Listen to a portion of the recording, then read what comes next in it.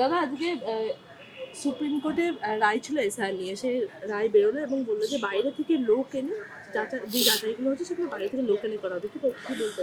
দেখো এখন 28 তারিখের মধ্যে যদি এসআইআর এর ফাইনাল লিস্ট বার করতে হয়, তার জন্য যতজন জুডিশিয়াল অফিসার দরকার, সত্যি তো পশ্চিমবাংলায় অতজনকে পাওয়া যাবে না, বাইরে থেকে তো আনতেই হবে, কিছু তো করার নেই।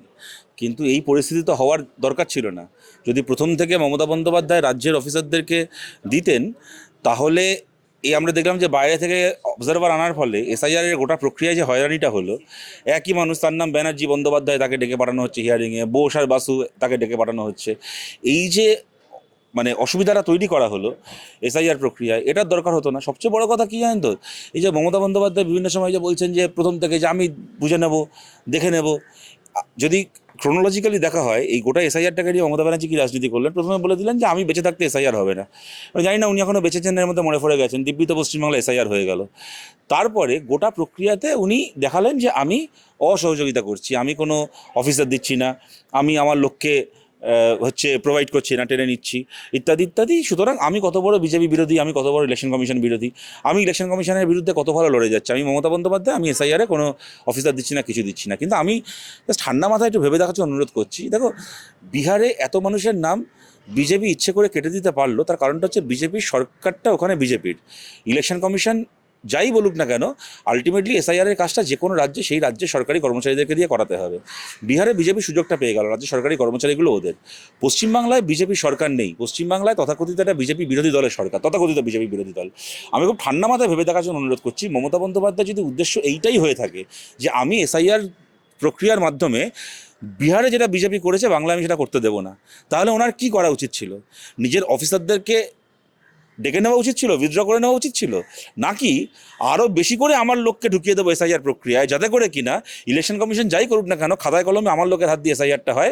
সুতরাং কোনো মানুষের নাম যেন অন্যায়ভাবে ডিলিটেড না হয়, মতুয়া মানুষের নাম যেন বিজেপি চাইলেও ডিলিট করতে না পারে, জিনিসটা থাকবে পুরো আমার কন্ট্রোলে, আমার অফিসার, আমার কর্মচারী, তারা মিলে কাজটা করবে।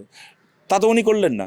উনি প্রথম থেকে ওনার পলিটিক্যাল একটা স্টান্টবাজি করে গেলেন যে আমি এত বড় বিজেপি বিরোধী, আমি বিজেপিকে লোক দিচ্ছি না, ইলেকশন কমিশন লোক চাইছে আমি দিচ্ছি না, আমি রিফিউজ করে দিচ্ছি, সব কিছু করে দিচ্ছি। আপনার রিফিউজালের ফলে কি এসআইআর আটকালো? তার ফলে তো এসআইআর আটকালো না। কি আটকালো? যেটা আপনার হাতে থাকতে পারতো, যেটা পশ্চিমবাংলার কর্মচারীদের নিয়ন্ত্রণে থাকতে পারতো, সেইটা বাইরে থেকে, বিহার থেকে, ইউপি থেকে অবজারভার এনে এখানে ইলেকশন কমিশন করলো। সেটা করতে গিয়ে কত লোকের হেনস্থা হলো, হয়রানি হলো, নাম বাদ গেল। এখন জুডিশিয়াল অফিসারের নাম করে বাইরে থেকে এখন জাজেরা আসবেন, আমরা বলছি না তারা ইচ্ছে করে কারোর নাম বাদ দেবেন, কিন্তু হতেই পারে ভাষাগত সমস্যার জন্য, বিভিন্ন কারণে, এবং শেষ মুহূর্তের তাড়াহুড়োর জন্য আরও কিছু নামের লোকের নাম অন্যায়ভাবে বাদ চলে গেল। সুতরাং এই যে গোটা মমতা বন্দ্যোপাধ্যায় যে সব জায়গায় যে স্টান্টবাজি রাজনীতি করাটাকেই হচ্ছে নিজের একমাত্র কাজ বলে মনে করেন, তার পরিণতিটা কি হচ্ছে পশ্চিমবাংলায়? দাদা দেখা যাচ্ছে প্রধানমন্ত্রীর খোলা চিঠি নির্বাচনের একদম আগে বাড়ি বাড়ি পৌঁছে যাচ্ছে এবং সেখানে তৃণমূল কয়লা চুরি করেছে, কি কি চুরি করেছে সব পরপর লেখা আছে এবং প্রধানমন্ত্রী সুযোগ চাইছেন বাংলার মানুষের কাছে। কি বলবেন এই বিষয়ে? কয়লা চুরি তদন্ত তো সিবিআই করছে, তাহলে প্রধানমন্ত্রী বলে দিন যে ওনার সিবিআই ওনার কথা শুনছে না, ওনার দপ্তরে সিবিআই মমতা বন্দ্যোপাধ্যায়ের কথা অনুযায়ী কাজ করছে। প্রধানমন্ত্রী বলে দিন। কয়লা চুরি তদন্ত করার জন্য ওনার পশ্চিমবাংলায় ক্ষমতা আসতে হবে। এইগুলো থেকে বোঝা যায় যে লোককে মানে লোকের কাছে একটা রাজনৈতিক সার্কাস প্রতিবার মঞ্চস্থ করা। যদি বিজেপির ইচ্ছে থাকতো তৃণমূলের চোরদেরকে গ্রেপ্তার করার, তাহলে ইডিকে, সিবিআইকে কোনো বেআইনি কাজ করতে হতো না, কোনো পলিটিক্যালি মোটিভেটেড হয়ে কাজ করতে হতো না। ইডি, সিবিআই যদি খালি নিজের নিয়মটাকে, নিজের মানে সাংবিধানিক দায়িত্বটাকে পালন করতো, তাহলেই পিসি ভাইপো সহ লক স্টক অ্যান্ড ব্যারেল জেলের ভেতর থাকতো। তা করেনি। প্রধানমন্ত্রীর কাজ চোর ধরা, তার বদলে প্রধানমন্ত্রী এখন লোককে চিঠি লিখছে।